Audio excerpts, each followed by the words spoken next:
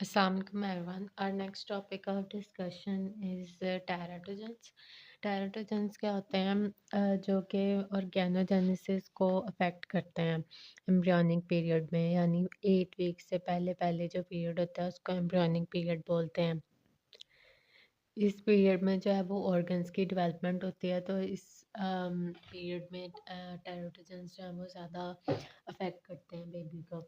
Implantation से पहले all और नन इफेक्ट होता है, यहाँ तो टेरोटोजेंसिटी होगी या फिर नहीं होगी। 8 वीक्स के बाद जो पीरियड होता है उसको हम फीटल पीरियड बोलते हैं, जिसमें ग्रोथ और फंक्शन अफेक्ट होता है।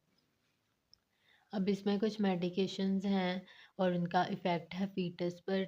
ये इम्पोर्टेंट है, इनमें से एक आधा एमसीक्यू आ जाता है, जैसे एस इनहिबिटर से रीनल फेलियर, ओलिगोहाइड्रोमनियोज होता है, अल्काइलेटिंग एजेंट से मल्टीपल अनोमलीज हैं, अमाइनोग्लाइकोसाइड से ऑटोटॉक्सिसिटी, एंटी एपिलेप्टिक ड्रग से न्यूरल ट्यूब और कार्डियक डिफेक्ट्स।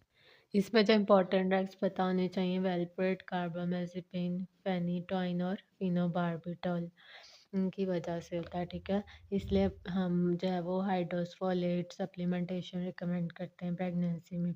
उसके बाद डाईथाइलस्टिलबेस्ट्रोल, ये कुछ लोग अबॉर्शन के लिए यूज़ करते हैं। तो अगली दफ़ा जब प्रेगनेंसी होगी तो बेबी में बहुत ज़्यादा चांसेस होंगे वेजाइनल क्लियर सेल एडिनोकार्सिनोमा होने के। उसके बाद फ्लोरोक्विनोलोन्स, इसकी वजह से कार्टिलेज डैमेज होता है। फोलेट एंटागनिस्ट की वजह से न्यूरल ट्यूब डिफेक्ट्स, इसमें जो इम्पोर्टेंट है वो है मेथोट्रेक्सेट।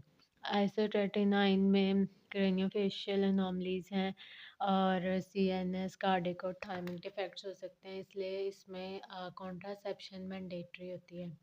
लिथियम से एब्सटीन एनोमली, मेथिमाजोल जो हम हाइपरथायरिज्म के ट्रीटमेंट में यूज़ करते हैं, इससे एप्लेजिया क्यूटिस कंजेनिटा, यानी कि कंजेनिटल एब्सेंस होगी स्किन की। उसके बाद टेट्रासाइक्लिन की वजह से डिसकलर्ड टीथ और बोन ग्रोथ इनहिबिट होगी।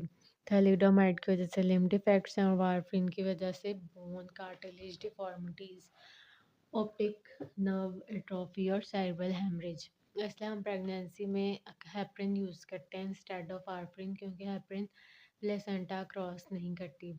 उसके बाद कुछ सब्सटेंस यूज़ हैं अल्कोहल से फीटल अल्कोहल सिंड्रोम, कोकेन और टबैको से प्रीटर्म बर्थ और लो बर्थ वेट बेबीज हो सकते हैं। इसके अलावा आयोडीन लैक एक्सेस से कंजेंटल हाइपोथायराइडिज्म, मटर्नल डायबिटीज़ है, इससे मैक्रोसोमिया और न्यूनेटल हाइपोग्लाइसीमिया हो सकता है। मटर्नल फिनाइल कीटोन्यूरिया की वजह से माइक्रोसेफली और इंटेलेक्चुअल डिसेबिलिटीज़।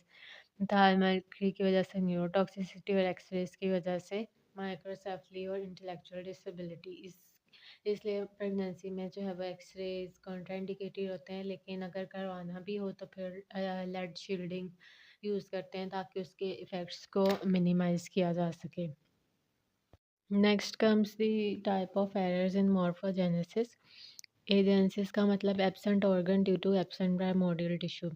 उसके बाद एप्लेजिया और हाइपोप्लेजिया। प्लेजिया का मतलब है कि प्राइमोर्डियल टिश्यू प्रेजेंट है, एप्लेजिया में एब्सेंट ऑर्गन होगा और हाइपोप्लेजिया में इनकम्प्लीट डेवलपमेंट होगी। डिसरप्शन में सेकेंडरी ब्रेकडाउन हो जाएगी टिश्यू में, जैसे एमनियोटिक बैंड सिंड्रोम होता है। और डिफॉर्मेशन में एक्सट्रिंसिक मैकेनिकल डिस्टॉर्शन, मालफॉर्मेशन में इंट्रिंसिक डेवलपमेंटल डिफेक्ट, मालफॉर्मेशन में क्लेफ्ट लिप लिप यहाँ फिर पैलेट आ जाएगा और इसमें कंजेनिटल टॉर्टिकोलिस। ये एम्ब्रियोनिक पीरियड में होगा और ये फीटल पीरियड में। उसके बाद सीक्वेंस जो abnormalities single primary embryonic embryological event से होती हैं उनको सीक्वेंस बोलते हैं, जैसे ओलिगोहाइड्रोमनियोज की वजह से पोर्टर सिंड्रोम होता है।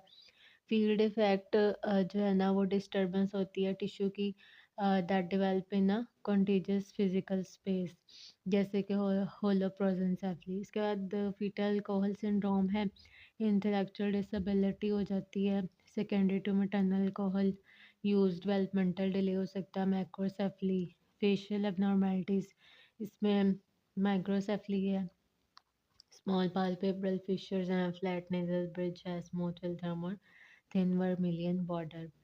न्यूनेटल एब्सटिनेंस सिंड्रोम ये है कि अगर मैटरनल यूज़ हो कॉमनली ओपियाइड्स यूज़ किए जाएँ अगर प्रेगनेंसी में, तो उसकी वजह से जो बच्चा है उसमें एब्स्टिनेंस सिंड्रोम आते हैं। ये उसके सीएनएस, एएनएस, जीआई सिस्टम को अफेक्ट करते हैं। बच्चे में अनकोऑर्डिनेटेड सकिंग रिफ्लेक्स होगा, इरिटेबिलिटी और हाई पिच्ड क्राइंग होगी। ट्रीटमेंट में हम मेथाडोन, मॉर्फिन यूज़ करते हैं और यूनिवर्सल स्क्रीनिंग जो है वो रिकमेंडेड है सब्सटेंस यूज़ के लिए in all the pregnant patients.